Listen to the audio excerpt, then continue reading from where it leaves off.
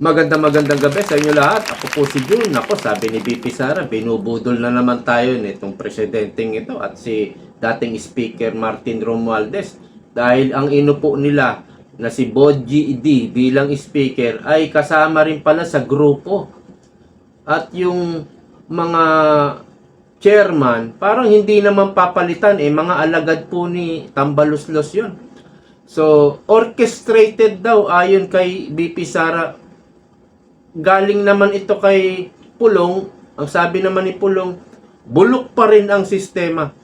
Ayan po ang ating bibigyang reaksyon. So, pakinggan natin si VP Sara. So, yung pagpapalit nila ng speaker dyan ay para lang yan masabi ng mga tao na meron silang ginawa sa House of Representatives sa reklamo at sa galit ng mga tao. Pero ang totoo niyan ay sila lang din yan.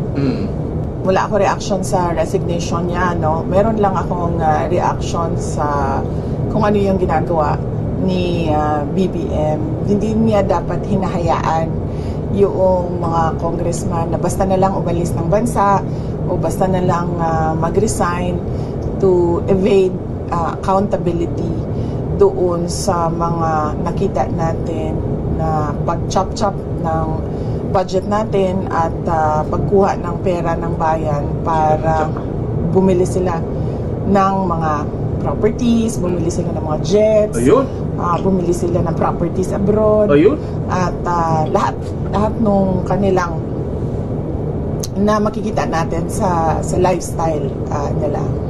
Ngayon, VP, pinalitan na si House Speaker Romualdez ni new House Speaker Faustino D. May mensahe ka ba sa kanya or advice sa kanya para hindi na maulit itong mga nangyayari ngayon? Wala akong mensahe kay Congressman D. Meron lang akong i-share, gusto na ibahagi, no, sa mga kababayan natin. I'm sure he is a good person. I've met him several times sa aking mga events at sa aking trabaho, si Congressman D. Si Congressman D ay congressman ng Isabela Province. Ano ba tawag dyan? Hindi ko kasi masabing warlord siya may hawak ng probinsya ng Isabela ay si Governor, kalimut ko siyang pangalan. Albano. Sino dito? Okay. Ang may hawak ng province of Isabela is si Governor Rodito Albano. Si Rodito at si Tony Pet Albano, yung congressman ng Isabela dati, hindi ko alam kung hanggang ngayon, nasa circle yan ni Speaker Martin Romualdez. Ayun. Isang grupo yan sila. Paano ko nasabi? Dahil alam ko na matalik na magkaibigan si Tony Pet Albano at si Martin Romualdez. Nakasama ko sila noong hindi ko na rin maalala kung anong taon yon, pero sa kasal ng anak ng isang senador, kasama ko sila. Doon ko nalaman na matalik sila na magkaibigan. Sa kampanya, sa pagkatapos ng kampanya, nung nanalo na at nagtrabaho na, nakita ko na kasama na rin nila sa grupo nila si Governor Rodito Albano. Si Congressman D, kung mapapansin nyo, lagi lang yan nakadikit kay Congressman Rodito Albano. So yung pagpapalit nila ng speaker dyan ay para lang yan masabi ng mga tao na meron silang ginawa sa House of Representatives sa reklamo at sa galit ng mga tao. Pero ang totoo niyan ay sila lang din yan. Nako. Grupo lang din yan ni Martin Romualdez, ni Sandro Marcos, and of course, syempre, papunta na rin yan kay BBM. So sila lang din yon, sila lang din yan, at sila lang din nag-usap kung ano ang gagawin nila at sila lang din ang nagplano kung anong gagawin nila sa 2026 budget because this is all about number one, the presidential elections of 2028 and the budget of 2026. Kasi inubos naman na nila yung 2025, di ba? So 2026 na pinag-uusapan dito. Alright. Antindi. Orchestrated din pala itong pag-resign ni Martin Romualdez at ang ipinalit, kagrupo lang din. So, wala. Talagang patuloy tayong binubudol, niloloko ng mga grupong ito. At wala, kita nyo ang ginagawa ngayon ni PBBM, kung papaano niya malulusutan yung mga corruption niya at corruption ng mga kasama niya. Yun na lang po ang gagawin. Hanggang sa matapos yung kanyang termino, wala na. Walang gagawin po sa Pilipinas na mabuti talaga. Wala. Pakinggan din po natin itong si Toby Chanco. Alam nyo, kapansin-pansin yung mga buaya sa Congress. Kung saan dating mga astig, mga siga, no? Binanatan po ito ni Toby Chanco. Ito po, pakinggan nyo. Maganda ito. Tila nabahagang buntot. Dati ang tatapang ng Tricom, ng Quadcom, pag inawag mo silang lokohan, "Oy, bukas pumunta ka dito. Bakit mo kami tatawag ng loloko?" Oo. Oo. Excuse yan. Yeah. My last question, Kong Toby. Do you Bakit think... hindi naman patawag yung nagtatawag sa kanila, nagsasabi sa kanilang lokohan lang to? Oo. Diba? Sinabi kasi ni Toby Chanco, yung pagdinig nila sa kamera ng flood control, lokohan lang. Dati, kapag nakarinig sila doon, mga siga nga yan no? Mga matatapang, mga bastos.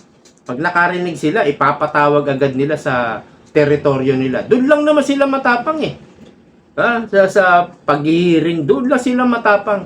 Teritoryo kasi nila yun Kung ngayon, wala silang masabi. Eto, binatikos na ni Toby Chanco na lokohan lang yan yung ginagawa nyo. Totoo naman. Nakita naman natin sa pagdinig sa Blue Ribbon kanina. Itong si Bryce Hernandez. Nang doon sa kamera, yung pagdinig doon, nilaglag o binanggit yung pangalan ni Senator Jinggoy at Senator Joel. At nung hinarap na ni Senator Jinggoy at ni Senator Joel, malinaw na ang layo sa katotohanan ng sinasabi ni Bryce Hernandez. Dapat may nagtanong na, Bryce, meron bang nag-offer sa'yo na isang congressman? Meron bang kumausap sa'yo na isang congressman na magbanggit ka ng 2 senador at poprotektahan ka namin? Parang ganun yung dapat may nagtanong na ganun. Kasi sigurado yan Ganyan ang gawain nung mga buaya diyan sa mga evil po sila Ganyan ang gawain Kaya ngayon wala na yung angas nyo. Sabi ni Toby Chanco yan. Nabahag na ang buntot nyo. Totoo naman. Wala na. Wala na yung amo nila. At saka parang yung mga kriminal ngayon, mga magnanakaw, laylo muna. Laylo muna yung mga kriminal dyan sa sa Congress. Dito po sa balita, ihihinto na raw yung pagdinig dyan sa kamera. Dapat lang kasi niloloko yung taong bayan. Patuloy na binubudol nyo yung taong bayan. So dito po sa pahayag ni BP Sara, it once in the group lang din pala itong si Boji D. At kung ano raw yung napag-usapan nila sa meeting nila, yun din po ang gagawin. Kung paano kinapchap yung budget ng 2025.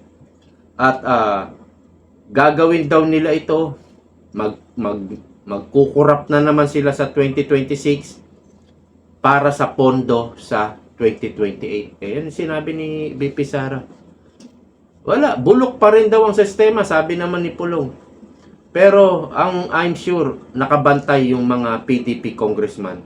Sila Ungab at yung iba pang mga kaalyado at mga nasa matitinong minority. Yung iba kasing minority, mga komunista eh. I'm sure magbabantay yan. Andiyan pa yata si dating speaker, sino ba yung kaalyado ng PDP, yung dating speaker. So, I'm sure magbabantay ang mga yan. At kagaya nung nakaraan, isiniwalat ito ni Pangulong Duterte, yung blank check nga. Si Pangulong Duterte nag-umpisa niyan eh. Nagsiwalat niyan eh. At ang nakakita niyan, sila Ungab. So, I'm sure magbabantay naman yan yung mga congressman na naka-align sa PDP.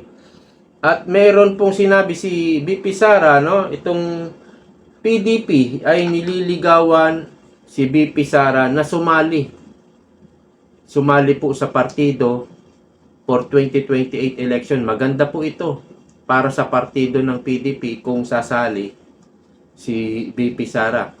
Dahil pwedeng mahatak ni BP Sara hindi lang yung mga senador na kandidato, pati mga mayor, governor, congressman. Pwedeng mahatak yan ni BP Sara at pwede silang manalo or marami ang manalo ng mga kandidato sa PDP. Kapag marami ang nanalo, lalo na senador, magiging malakas po ang partido. Kumbaga, kung sakaling manalo si BP Sara sa presidente, marami na kaagad siyang kaalyado. So, yun po ang kagandahan kung sasali si BP Sara sa PDP. Dapat sumali siya. Kasi, kung tatakbo rin lang siya ng pagka-presidente, dapat meron siyang partido. Hindi po advisable ang wala kang partido, yung independent. Mahirap po yun. Napakahalaga ng partido para sa isang kandidato. Opo, okay lang kung congressman, okay lang siguro independent, pero ang maganda po talaga dahil meron kang pag may partido kang sinalihan, meron kang makinarya talaga eh. At meron kasi sigurong pondo rin. Dahil pagdating po sa mga contribution ng mga nagbibigay ng contribution, donation, shoot po yun sa sa partido. Unlike kay PBBM, binubulsa ni PBBM. Kaya nang nagreklamo to si si Romualdez kay BP Sara, natandaan yung kwento na yon. Dupangan eh. Hayop na. Antitindi. Mga mukhang pera, antitindi, no? Mga adik sa pera. Ang dami na nilang pera. Antitindi ng mga tao. Hindi na tao yan. Hindi na tao. Mga demonyo na utak niyan. Alright, hanggang dito na lang po. Maraming salamat sa panonood. See you po next time. Bye-bye.